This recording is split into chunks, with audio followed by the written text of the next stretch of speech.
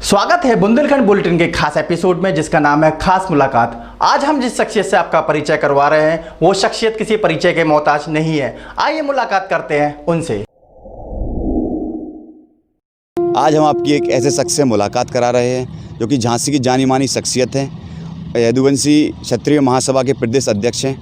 आज हमारे साथ मौजूद हैं सागर यादव। आइए हम बात करते हैं उनसे कुछ राजनीतिक मुद्दों पर। सागर जी, सबसे पहले आपका बहुत बहुत धन्यवाद। धन्यवाद, आपका भी बहुत बहुत धन्यवाद। आपसे मेरा पहला सवाल, आपका राजनीतिक सफ़र की शुरुआत कैसे हुई? देखिए, राजनीति में आने का मेरा कोई विचार ही नहीं था। आर्मी में जाने का विचार था। शुरू से सोचता था एनडीए क्लियर करना है, एनडीए में जाके देश की सेवा करनी है। लेकिन जब मैंने अपनी स्कूलिंग पूरी की और बाहर आकर देखा हॉस्टल से, तो मैंने देखा कि समाज में गरीब और अमीर की खाई जो है वो दिन ब दिन बढ़ती जा रही है। लोगों की समस्याएँ बढ़ती जा रही हैं। लोगों को मतलब उनकी जो मूलभूत समस्या हैं वो सुनने वाला कोई नहीं था। मैं अपने पिताजी को देखता था, वो रोज़ 100-500 लोग आते थे, उनकी समस्याएं सुनते थे, उनकी समस्याएं सुलझाते थे। तो एक अंदर से ऐसी प्रेरणा आई कि लगा कि नहीं, लोगों के लिए कुछ करना चाहिए। क्षेत्र में जाना चालू किया, लोगों का प्रेम मिलना चालू हो गया, ऐसे राजनीति में आ गए। इस पुल को देखकर आपको कुछ याद तो आ रहा होगा सागर जी। अखिलेश जी के कार्यकाल में इस पुल की नींव रखी गई, पर योगी सरकार के 3 साल बीत चुके हैं और यह अभी तक अधूरा है। तो क्या जनता को इसकी सौगात 2022 में अखिलेश सरकार में ही मिल पाएगी? बिल्कुल बिल्कुल। इस पुल को देख के सबको यही याद आता है कि ये परियोजना जो है ये अखिलेश जी ने सौगात के रूप में झांसी को दी थी, और जिसका 50% से अधिक काम अखिलेश जी के शासन में करा दिया गया था। और अभी बाकी आप देख रहे होंगे 10 से 15% काम बचा हुआ है और वो काम पूरा नहीं हो पाया है। और हाँ, बिल्कुल जैसा कि आपने कहा कि जब 22 में हमारी सरकार आएगी तो ज़रूर पूरा होगा। लॉकडाउन में आपका एक वीडियो जमकर वायरल हुआ, जिसमें आप श्रमिक मजदूरों को हाईवे पर पैसे बांटते दिखे और उनकी मदद करते हुए दिखे। समाज सेवा तो आपने खूब की है, पर आपने राजनीतिक करियर ही क्यों चुना, मतलब समाज सेवा करने के लिए? देखिए, मेरा मानना ये है कि इंसान अगर सच्ची सेवा करना चाहता है देश की, लोगों की, तो उसे या तो फ़ौज में जाना चाहिए या राजनीति में जाना चाहिए। जिस तरह एक फ़ौजी देश की सीमा पर रक्षा करता है देश की, उसी तरह एक सच्चा राजनीतिक व्यक्ति, और हमारी समाजवादी पार्टी जो है वो उन्हीं सिद्धांतों पर खड़ी है। माननीय लोहिया जी के सिद्धांतों पे, मुलायम सिंह जी के सिद्धांतों पे। उनके सिद्धांत ही हैं कि लोगों के काम कैसे हम आ सकें।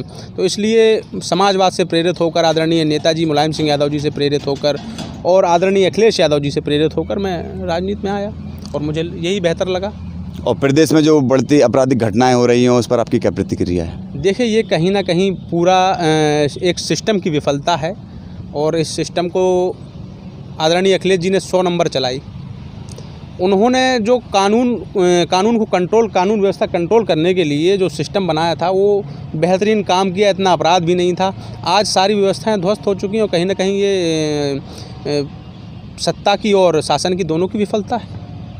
तो जैसा बबीना से आपको बहुत प्यार मिला, बबीना की जनता से आपको, तो 2022 में आने वाले समय में कयास लगाए जा रहे हैं कि आपको बबीना विधानसभा से टिकट मिल पाएगा क्या? देखिए, सबसे पहली बात, बबीना के लोगों से प्यार की बात है तो हमारा उनसे 20 साल पुराना रिश्ता है। घर घर से हम लोग जुड़े हुए हैं, एक एक व्यक्ति से पर्सनल व्यक्तिगत जुड़े हुए हैं। तो वो हमारा घर है, बबीना हमारी माँ है, उसकी सेवा करना हमारा धर्म है। और रही बात टिकट की, तो हम राष्ट्रीय अध्यक्ष जी आदरणीय अखिलेश यादव जी के दिशा निर्देश पर काम करने वाले लोग हैं, उनके सिपाही हैं। उनका जैसा जो भी निर्देश होगा उस निर्देश का पालन किया जाएगा। अगर वो टिकट देंगे तो बखूबी लड़ेंगे। और सागर जी, जैसे आपके नेतृत्व में जितने भी झांसी में आंदोलन हुए हैं और पुलिस प्रशासन द्वारा आप पर बल का प्रयोग किया गया है, तो आप उसको किस नज़रिए से देखते हैं और क्या महसूस करते हैं? देखिए, मैंने जब राजनीति की शुरुआत करी तो हमेशा से एक था कि क्रांतिकारी कुछ करना है, और भगत सिंह, राजगुरु, सुखदेव, ये मेरे आइडियल थे। सुभाष चंद्र बोस, चंद्रशेखर आज़ाद, ये लोग मेरे आइडियल रहे हैं। तो लाठियाँ तो इन लोगों ने भी खाई हैं। हाँ, जब हमें लगता है कि गलत हो रहा है हमारे लोगों के साथ या किसी भी व्यक्ति के साथ, तो हम सड़क पर उतर के संघर्ष करने वाले लोग हैं। क्योंकि लोहिया जी कहते थे कि अगर सड़क खामोश हो जाएगी तो ये संसद आवारा हो जाएगी।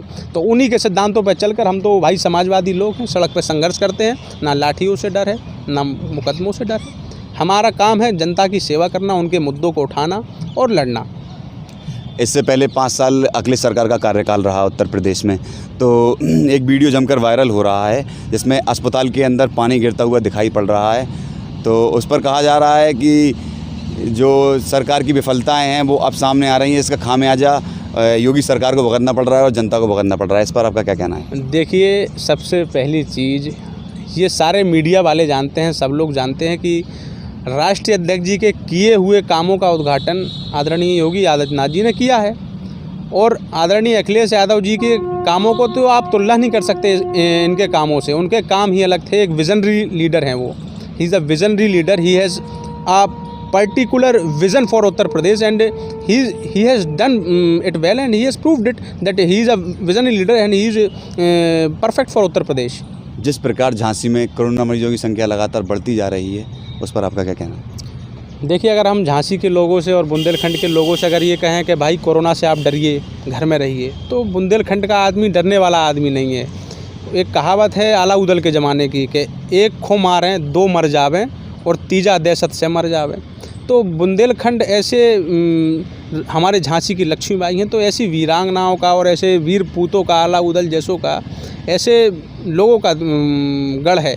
तो यहाँ के लोगों से ये नहीं कहना है कि आप कोरोना से डरिए तो घर में रहिए। यहाँ के लोगों से ये कहना है कि आपको अगर सुरक्षित रहना है, आप लोग सुरक्षित रहिए, घर में रहिए, परिवार की सुरक्षा के लिए आप घर में रहिए।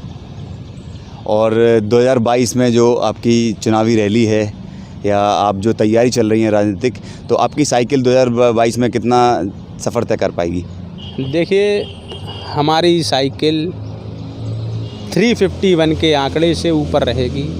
राष्ट्रीय अध्यक्ष जी हमारे कह चुके हैं, उस पर काम चल रहा है। और जिस हिसाब से मज़दूर परेशान हुआ है इस लॉकडाउन में, जिस हिसाब से गरीब तबका परेशान हुआ है, गांव के लोग परेशान हुए हैं, तो आज की डेट में लहर यही कह रही है। और जिस हिसाब से जातिवाद बढ़ा है, तो आज की हिसाब तो आपका मानना है कि इस बार समाजवादी पार्टी बिल्कुल आएगी? समाजवादी पार्टी बिल्कुल आएगी। आदरणीय राष्ट्रीय अध्यक्ष जी के कामों पर और हम सब की मेहनत पर, कार्यकर्ताओं की मेहनत पर हम लोग को भरोसा है कि हम लोग ज़रूर अपनी मेहनत से समाजवादी पार्टी को दोबारा शासन स्थापित करेंगे और समाजवादी शासन लागू करेंगे, जहां सब एक समान होंगे, विकास होगा और सिर्फ विकास होगा। बहुत बहुत धन्यवाद आपका। धन्यवाद। आज के लिए इतना ही। मिलते हैं हमारे अगले एपिसोड में किसी खास मेहमान के साथ। जब तक के लिए नमस्कार।